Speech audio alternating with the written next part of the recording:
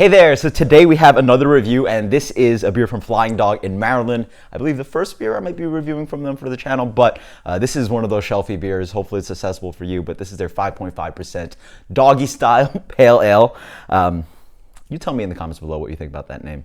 Anyway, so this is a pale ale. It is quite clear, but not pale at all. Wow, look at that. This might be the darkest hoppy beer that I've had in I don't know how long. Lengthwise, probably, who knows how many months, maybe a year, but the amount of beers I've had in between that do not look like this is very high. This is a dark beer for quote-unquote pale ale. It looks even darker than Sierra Nevada Pale Ale, which is the classic pale ale. Beer comes in light to medium amber color. Nice clarity on there. Let's get the aroma on this one. I get a little bit of sweet citrus in there, a little bit of that floral. I believe there's Cascade in here, so it reminds me a little bit of that West Coast thing, the classic Sierra Nevada Pale Ale. There's some malt dancing in there, but really not too much to say on the nose. Wow, yeah, cheers.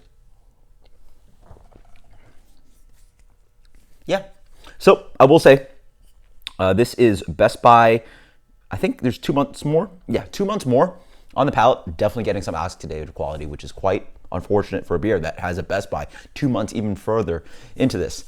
In general, the hops are very subdued. It's not terrible beer. It's not terribly oxidized, but I'm getting that some of that cardboardy thing on the back end. That's old hoppy beer for you. In general, up front, you get a little bit of that hint of sweet florally thing. So it has a little reminder of Cascade, which is Sierra Nevada for me. And then there's that Biscuity Malt in the middle, tinge of sweetness, onto some cardboarded-ish, but it's still clean beer. I mean, it's not terribly oxidized. It's just somewhat oxidized. So it only does what it does. In general, this is beer for your crafty, but not like, it's a crafty bar, but not really a craft beer bar. You've seen those. They probably do frozen shaker pints. They say they have quote-unquote craft beer on tap.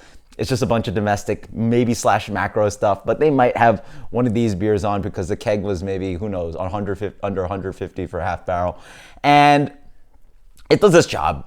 It's not hoppy enough to get in the way for the food that you're going to order. So, I'm thinking mozzarella sticks, I'm thinking wings, I'm thinking burger, fries, onion rings. This has the malt to carry that. This, by the way, actually could use a little bit more bitterness. A little bit more bitterness would work with those foods better, but this is definitely in the range of pale ale because it's so devoid of bitterness instead of your proper IPA. But it has a little bit of malt to carry on, a little bit of hoppiness, and it doesn't really get in the way. So you have this, your glass of water, you have some bar food, you watch a game with the guys, and that's what it does. So it is what it is. As for rating, in the state of where it's at now, because I really think this beer is probably a little bit better if it wasn't oxidized. At the state where it is now, this is a 75. This is Sierra Nevada Doggie Style. Until next time, guys, cheers. Later.